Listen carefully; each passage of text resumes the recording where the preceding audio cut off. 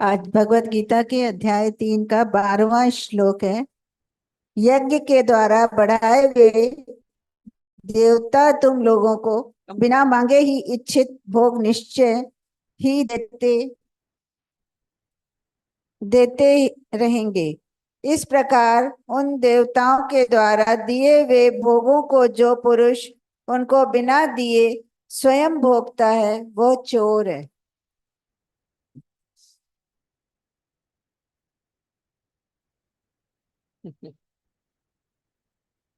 Question बोल रही है कि मन की आवाज कौन सी है, आत्मा की आवाज कौन सी। अगर देखा जाए तो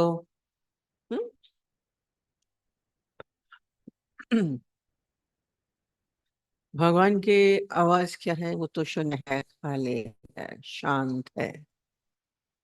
आवाजें तो किसकी होती हैं? सब मन की ही होती। हमारे अंदर जो भी ख्याल चल रहे हैं, मन हो रहा है, वो बोल रहा है। और मन बाहर से सब कुछ लेता रहता है। जब आप किसी विचार में नहीं है, कोई भाव नहीं है, तो आप क्या है? आप ईश्वर स्वरूप है। वो भगवान की आवाज तो कोई आवाज ही नहीं।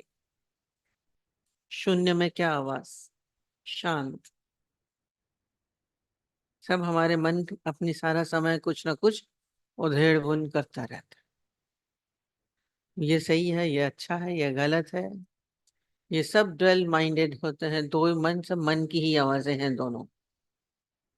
कभी ये बोलता है, कभी कुछ बोलता है, कभी कुछ बोलता है। जो ईश्वरीय तत्व में स्थित है, उसका चित्त शांत है। उसके अंदर कोई आवाज नहीं होती। लोग बोलते थे ना कि दादा भगवान ने बोला खास, असी आवाज दुनिया जा विसारे सब चरी नासी।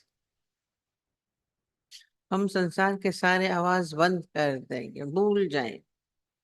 आप क्यों सुनते रहते हैं सारा समय? क्यों सुनते रहते हैं? भूल जाइए कुछ उठा भी। हम तो तूल देते रहते हैं। अंदर दो बातें चलती रहती हैं अपने भीतर। कब हम शांत होंगे? कब हम स्थिर होंगे? कब हम अपने भीतर की हलचल को कभी सोचिए कि कोई बात है ही नहीं। कल भी बोला शून्य में आ जाओ। माया बोलते हैं, ख्यालन जो ख्याल गुम कर, पूर्णन जो पूर्णो गुम कर। ये दादाजी के पॉइंट्स चलते हैं। गुरु जी ने भी कल बोला, ख्यालों का ख्याल भी गुम कर दो। ये जो आपके अंदर चल रहा है, जो पूछ रहे हैं, ये विचार चल रहा है, ये क्या चल रहा है, हम उसके पीछे क्यों पड़ रहे हैं? अब हमें ये ख्याल आ रहा है, अब हम ये ख्याल आ रहा है। अब फिर ये कौन सा ख्याल है? मन का है कि भगवान का है? ये विचार भी भारी कर रहा है। ये विचार भी भारी कर रहा है। ख्यालन जो ख्याल गुम कर। ये आपके अंदर ख्यालों के ख्याल आ रहा है कि हमें ये ख्याल आ रहा है। अक्सर हमें ये ख्याल आता है। हमारी एक पूरी शायरी बोलती है, सारा समय अपने ख्यालों के पीछे पड़े हुए हैं। ख्यालों को ख्याल भी बंद कर दो, तो आएंगे चले जाएंगे, आएंगे चले जाएंगे, खत्म बात। ज्ञानी ऐसी शांत अवस्था में रहता है, शून्य अवस्था। अभी तो सारा समय आपके अंदर जिक्जैक जिक्जैक चलता रहता है। टिक टिक टिक टिक टिक, पेंडुलम की तरह भीतर चल रहा है। अच्छा बुरा गलत सही द्वंद्व में पड़े हैं। अब पकड़ेंगे ये अच्छा है कि ये अच्छा है। ये आपका जो मर्जी का मुताबिक होगा वो भगवान का हो गया, जो आपकी मर्जी का मुताबिक नहीं हुआ वो वैसा हो गया। तो व्यर्थ की ओर दौड़ना बंद करे। ख्यालन जो ख्याल गम। हमारे अंदर कोई भी जो ख्याल आ रहा है, हम उसका ख्याल करना बंद करें। कभी ऐसी अवस्था का आनंद लीजिए, हमारे भीतर कोई भी विचार नहीं है, शांत। ये ख्यालन जो ख्याल गुम, क्या है मतलब? हम उनके ख्यालों के पीछे पड़ना बंद कर दें, तो फिर वो हमें उलझाएंगे नहीं, दौड़ाएंगे नहीं। भगाएंगे नहीं। आपका ख्याल अच्छा है बुरा है, आप पकड़ रहे हैं उसको। अच्छे में भी हलचल है, बुरे में भी हलचल है, भगवान का है कि मन का है, ये भी दिमाग से अपने हटाना शुरू कर दीजिए। धीरे धीरे जब ये अवस्था होगी वो आनंद की अवस्था है। नहीं तो जो भी ख्याल आएगा फिर उसमें फिर आप करने में ही लगेंगे। फिर मुझे ये करना है, मुझे ये सोचना है, मैं ये सोच रहा हूँ सारा समय। संसार है तो विचार है, ख्याल है। जब संसार नहीं है भीतर तो कोई ख्याल ही नहीं। ज्ञानी के अंदर क्या ख्याल चलता है, क्या विचार चलता है? आपके अंदर तो विचार है, तो देखिए किसके विचार चल रहे हैं। मैं और मेरे के चलते देखा करिए, खोजिए सारा समय। और ज्ञानी का तो संसार ही नहीं, अपने संसार को गुम कर दीजिए। ये जगत मिथ्या, ब्रह्म सत्य। जो ब्रह्म है, सत्य है, उसमें क्या है? कुछ भी नहीं। यानी आकाशवत होता है, आकाश में क्या है? कुछ भी नहीं। हम आजकल बिल्कुल ऊपर ही पहुंचा देंगे, और नीचे की बात करेंगे तो कहेंगे पहलो मूल कस्तूरी, जो पहला विचार आए वो भगवान का विचार होता है, ये भी कहा जाता है। ये पहली आरंभिक चीजें हैं, ठीक है। पहलो मूल कस्तूरी, पर हम उसमें क्यों टिके रहे? क्यों नहीं ऐसी अवस्थाएं कि हमारे अंदर कोई हलचल ही नहीं हो? पेंडुलम को रोक दीजिए भीतर के। पेंडुलम कभी इधर कभी उधर, दो विचार चल रहा है, ये और ये। पूरा संसार क्या है? द्वंद्व है। संसार द्वंद्व है तो अंदर विचार भी द्वंद्व है। यदि दो हैं तो आप संसारिक हैं। और यहाँ तो हमें आध्यात्मिक बनना है। आध्यात्मिक कह रहे, दो बचता ही नहीं। कभी ऐसी अवस्था का आनंद लिया? कुछ क्षण के लिए भी लीजिए, बहुत मजा आएगा। बिल्कुल हल्के होकर उड़ने लगेंगे। विचार हमें भारी कर देते हैं। रजोगुण हिलाता रहता है ना। बिल्कुल शांत स्थिर। ज्ञानी उस अवस्था में सारा समय अपने को अनुभव करता है। सब आंख बंद करके उसका अनुभव कर रहे हैं, सो मत जाइएगा। उसमें बहुत शांति है, बहुत आनंद है। ये विचार शून्यता बोलते हैं। माने क्या है? विचारों को पकड़िए नहीं। ये नहीं कि आएंगे नहीं, फिर ये भी बात होती है, फिर आ तो रहे हैं। आप पकड़ रहे हैं तो आ रहे हैं, आके चले गए तो आपको नहीं पकड़ना बंद करिए। ये ना ख्यालन जो ख्याल लो, ख्यालों के ख्याल को गुम कर दो, पकड़ छोड़ दीजिए। अब रास्ते में इतने जा रहे हैं आ रहे हैं, हमें क्या है? चल रहे हैं, ट्रैफिक है, ट्रैफिक में हम अटक गए तो दिक्कत है। विचार बंद नहीं होते हैं, पर उन विचारों को हम पकड़ने लगते हैं, ख्यालों को पकड़ने लगते हैं। यानी उसकी पकड़ छोड़ देता है। ये जो बोल रहा, अब ये विचार आ रहा है, अब ये विचार आ रहा है, हम ये सोच रहे हैं, हम ये सोच रहे हैं सारा समय। सोचेंगे नहीं तो क्या होगा? ये भी बोलते हैं। पर राजा जी ने बोला, सोचना तुम्हारा धर्म नहीं है। Thinking is not your real nature. सोचना तुम्हारा धर्म नहीं है। उनसे किसी ने नहीं पूछा कि क्यों नहीं सोचे। तुम्हारा धर्म नहीं है।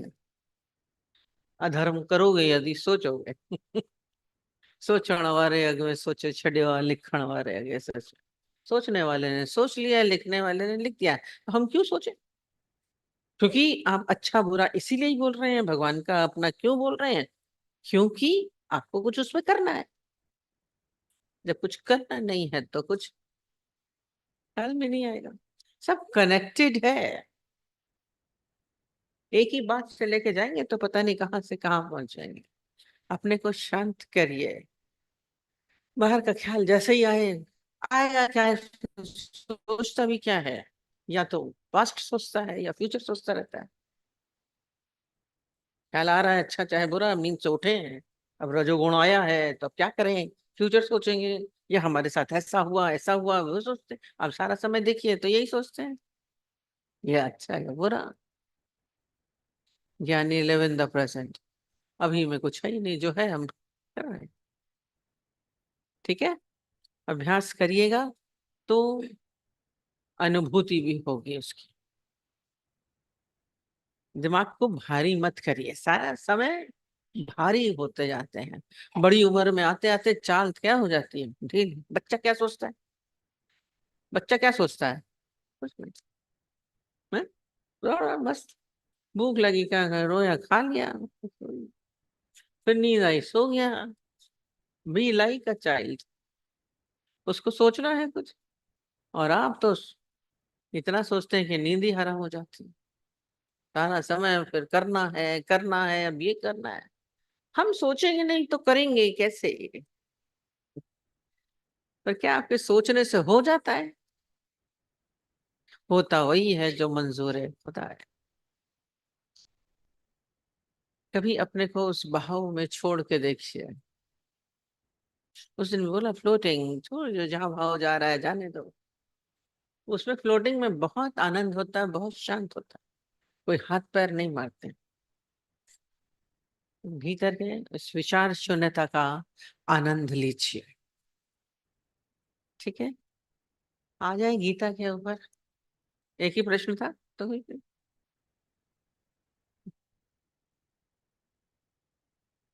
हमने कल भी बताया, ज्ञान भक्ति कर्म।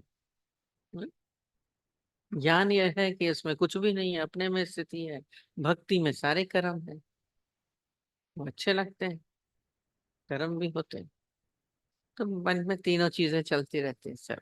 ठीक है, पकड़ो नहीं। अब तीसरे अध्याय का 12वां श्लोक है। अरे कितना रिलैक्स कर दे रहे हैं।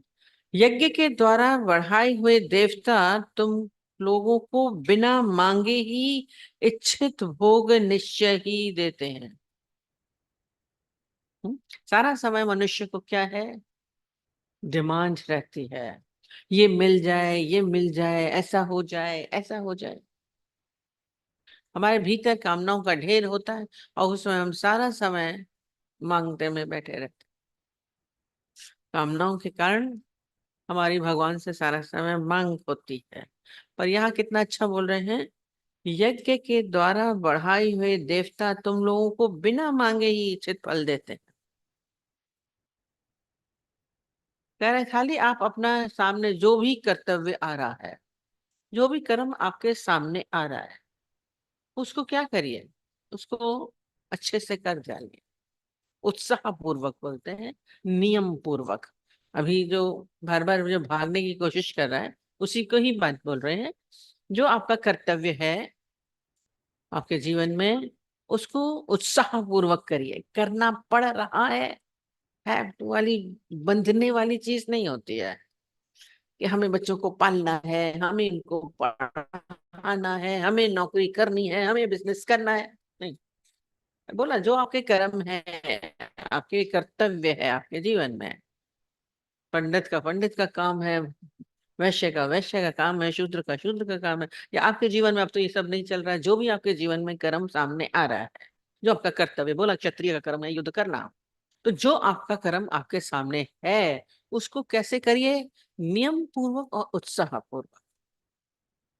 डर के भाग के मत करिए, या इच्छा रख के मत करिए।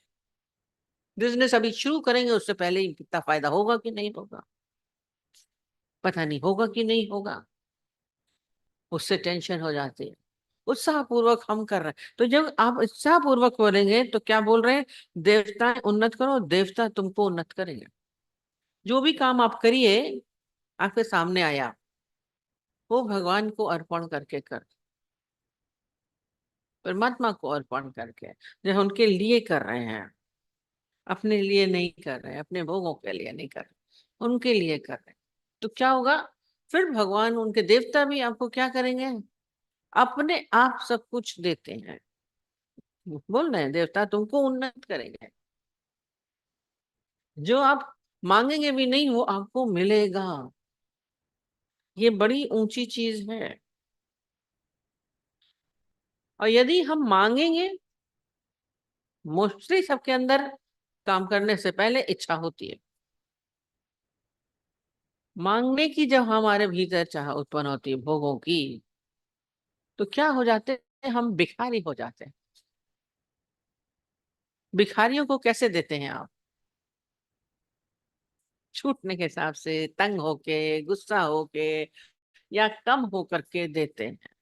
तो अपने अंदर कभी भी मांगने का भाव मत रखिए। हम कर्तव्य करेंगे, हमें फल अपने आप मिलेगा। फल अपने आप मिलेगा, और भर भर के मिलता है।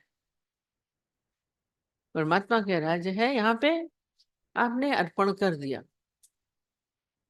ईश्वरीय हित में कार्य होना है हमारा, अपने लिए नहीं, अपने भोगों के लिए नहीं। जो भी हम कर्म कर रहे हैं वो किससे कर रहे हैं? देवताओं को अर्पण करके। हमने उस दिन भी बोला, हमारे यहाँ सारी चीजें हिंदू परंपरा में बनाई गई है, वो छोटा छोटा करके देते हैं।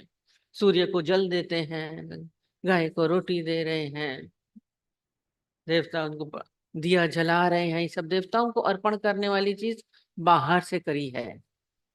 ये भी अच्छी है। ये भी अच्छा है कि हम अर्पण कर रहे हैं, ये थोड़ा अर्पण कर रहे हैं।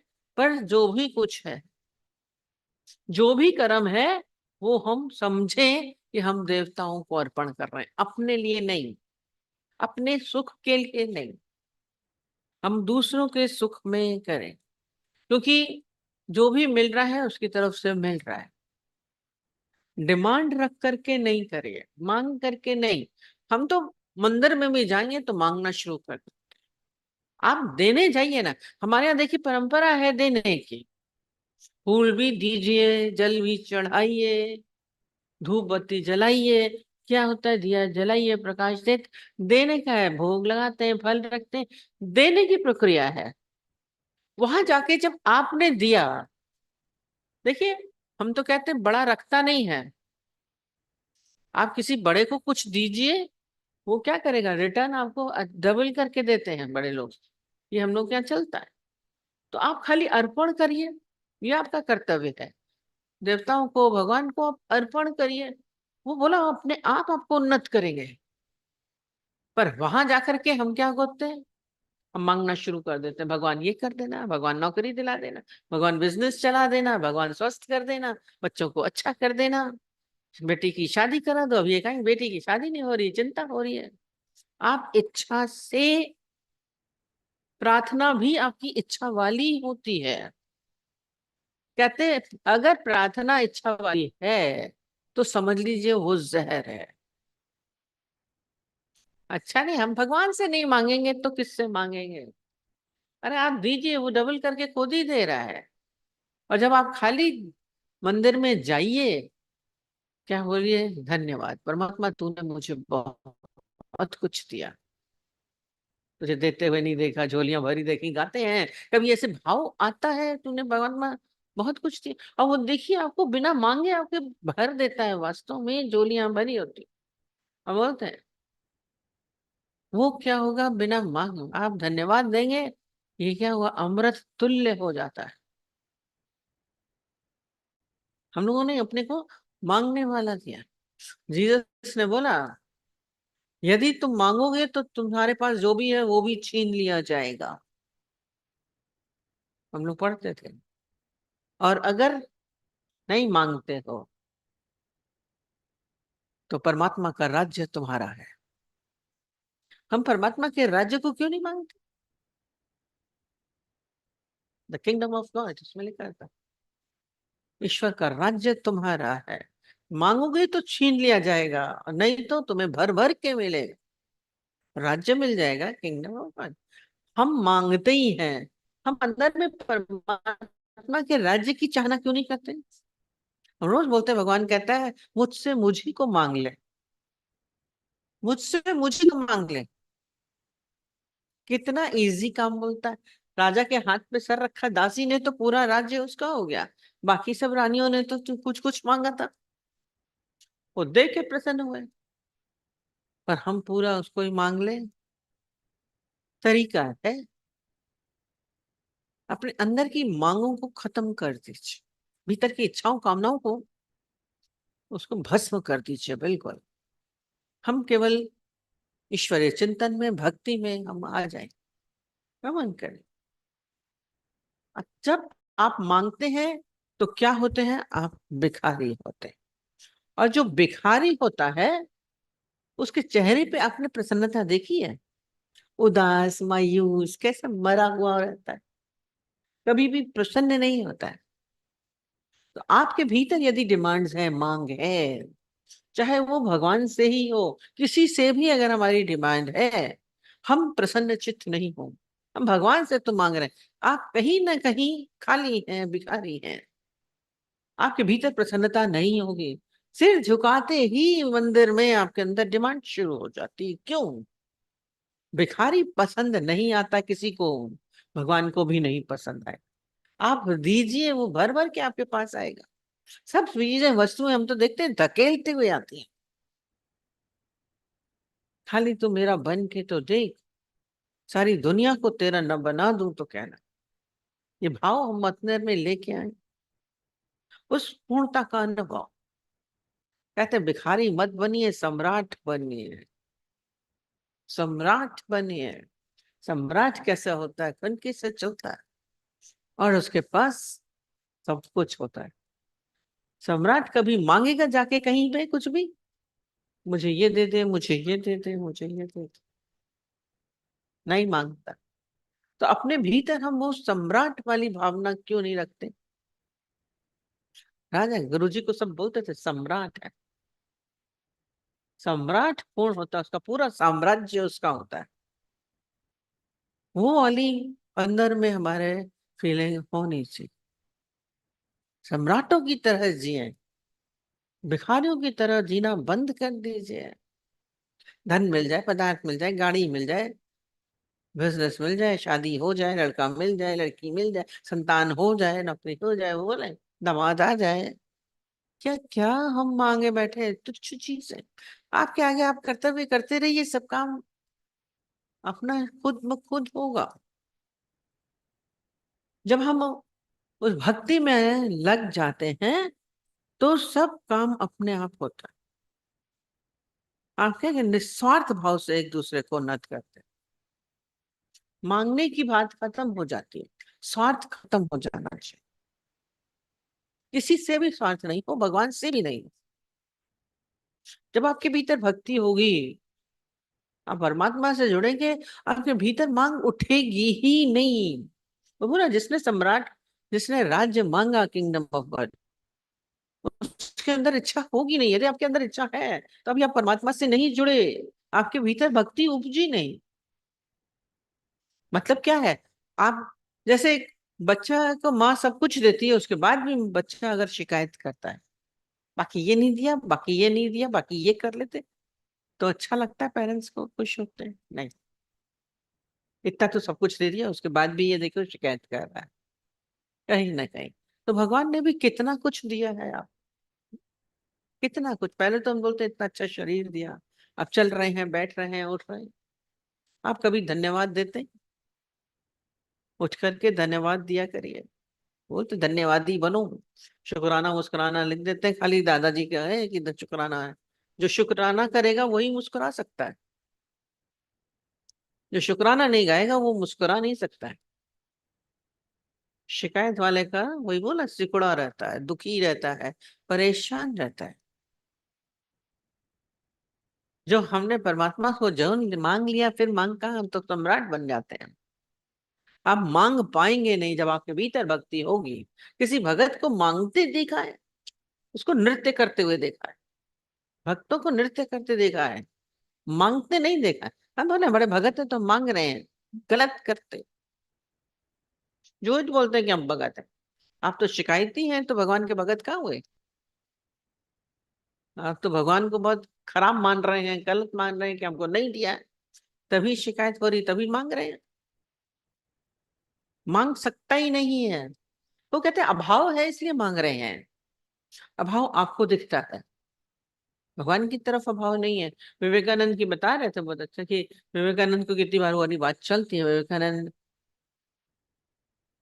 के जब सत्संग ज्ञान में थे तभी उनके पिता का शरीर शांत हो गया और वो काफी कर्जा लेकर के मरे। तो सब खाली इकलौते बैठे थे और माँ और बेटा ही थे घर में।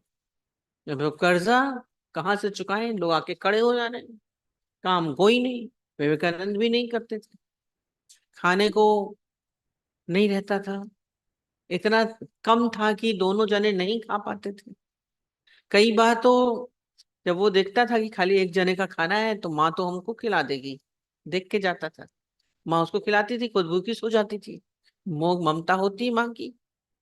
और वो भी कोई कम नहीं थे, जब देखते थे खाना कम है तो अक्सर ही माँ को बोलते थे, माँ मेरे दोस्त ने मुझे बुलाया था, उसके घर गया तो उसने मेरे को बहुत कुछ खिला दिया, मेरे को भूख नहीं है। जब वो ये बोलते थे तो फिर माँ खा लेती थी।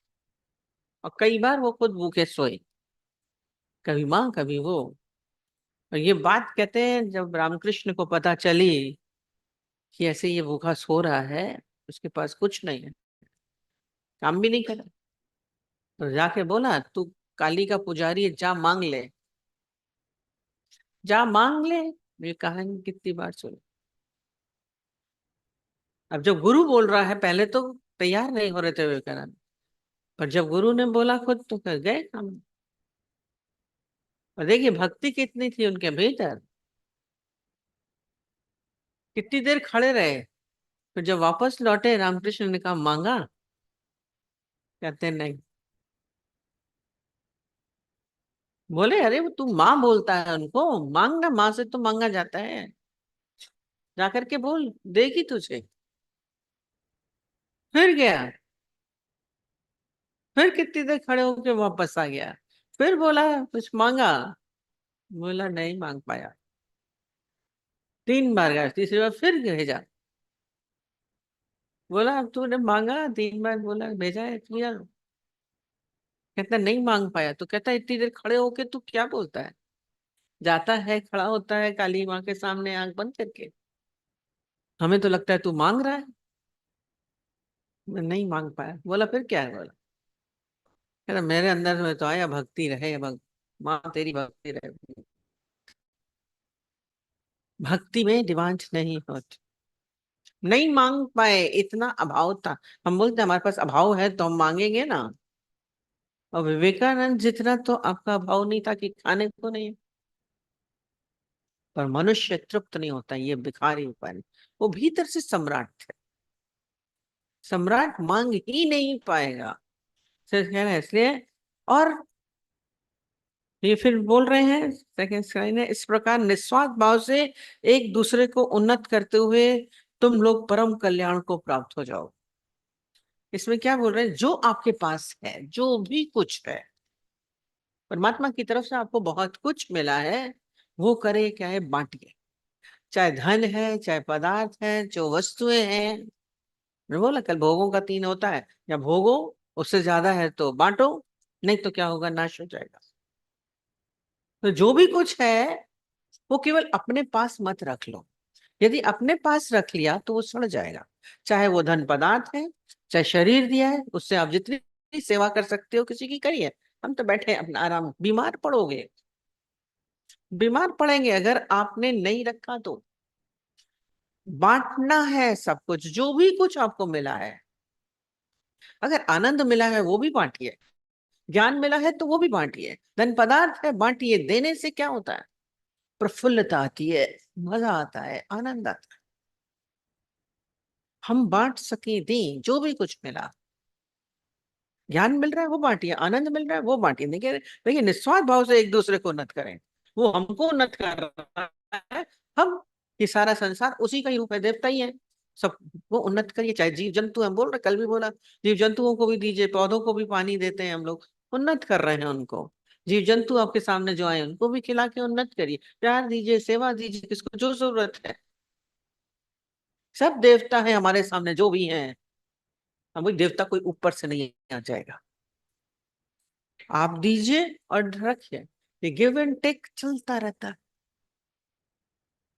परमात्मा ने आपको जो भी कुछ दिया है कभी शिकायत मत करिए कि नहीं है, आपने बांटा, उसको रख लिया जेब में, सब कुछ। शरीर भी खाली अपना खाए, मैं और मेरे के लिए जीते हैं, मेरे परिवार वालों को तो खिलाते हैं, आप खाली सीमित रहते हैं, अपने परिवार को तो बाहर है, मैं और कुटुंब बस काफी है।